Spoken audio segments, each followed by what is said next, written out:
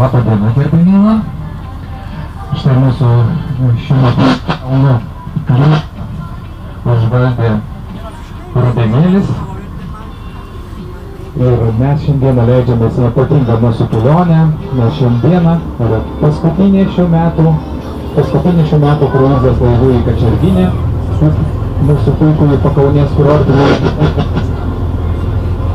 Taigi jūs sveikinu maloniai visus pramoginiam laive Levas Tolstojus, visus vandens iškilų, gamtos ir istorijos mylėtojus.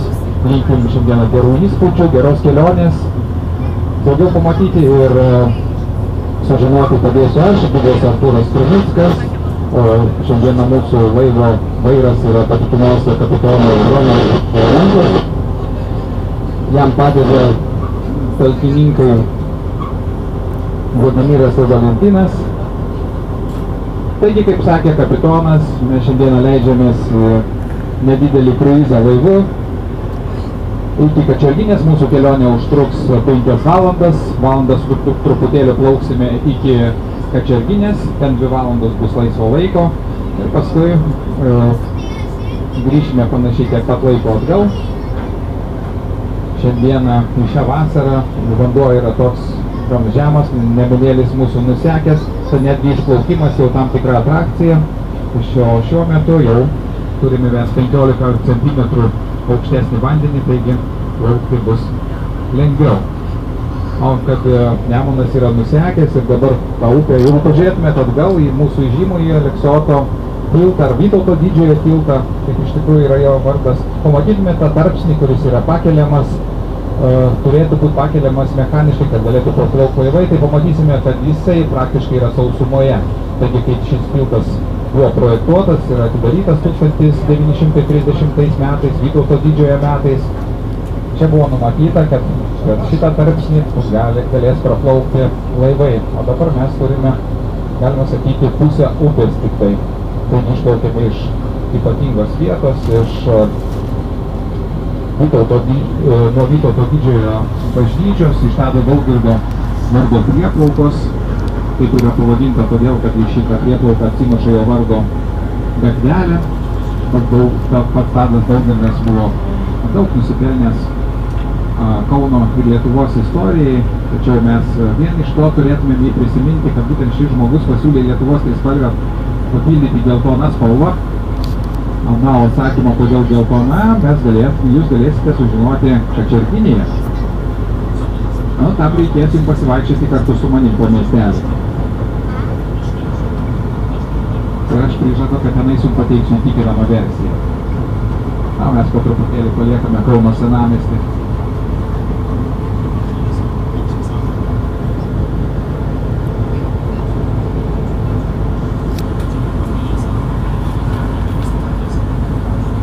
Senoji Kauno prieplauka, iš kurios mes pradėjom savo kelionę, dar prieš 100 metų, 150 metų buvo itin reikšminga, netgi tuometinė carinės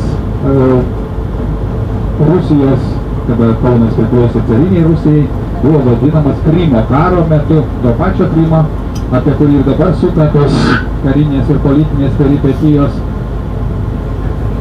Krymo karo metu buvo vienintelis piečiausiai esantis ir cariniai Rusijai vadinamas didžiausias pietinis carinės Rusijos jūrų uosto. Na, o jeigu pažiūrėtumėte į dešiniau pamatytume kitą tiltą, tai Petro Vileišio vardo Vilijampolės tiltą, kurį mes po jo rekonstrukcijos vadiname oranžinį, tiesa dabar jisai pakeitė jau savo spalvą. Šiek tiek, nors jisai nėra taip istoriškai reikšmingas kaip Aleksoto tiltas, tačiau už jį yra ilgesnis ir platesnis.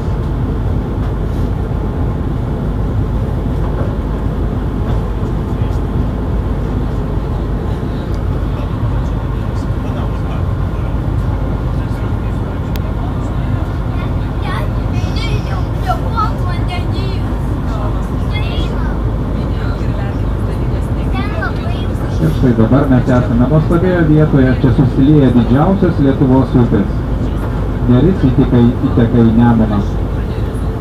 Ir kaip poetas Maironis versdamas Adomo Mickevičiaus kūrinį Konradas Valendrovas šią vietą pavadino ne santaka, bet santuoka. Čia Neris tuokėsi su Nemunu. Ir iš tikrųjų ir geologiškai netgi tam yra tam tikras pagrindimas, gal apie tai šiek tiek vėliau.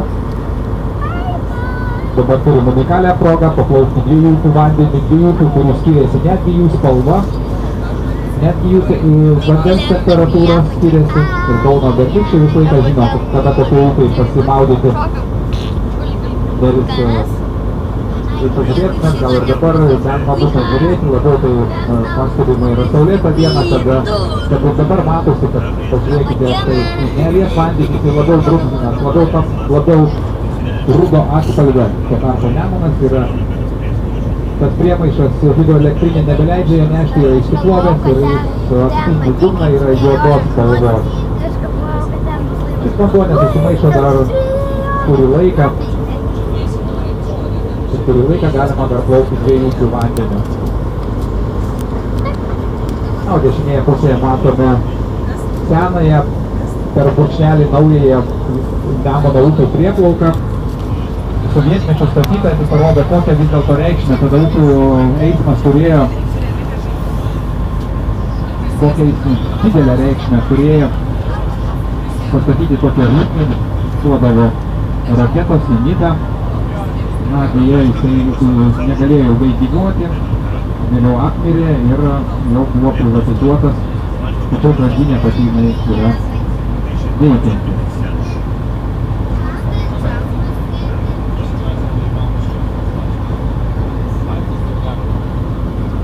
Šis dešinėje pusėje esantis pakrantės ruožas, tai nėra krantas, tai yra dirbtinai sukurtas pylimas, o iš to pylimos slepiasi Kauno laivų statybos ir remonto įmonė, tokia lagūna, kurioje įsikūrusi šitą įmonę. Grįždamas galėsime žvilgtelti ir jos teritoriją šiek tiek pasmalsauti.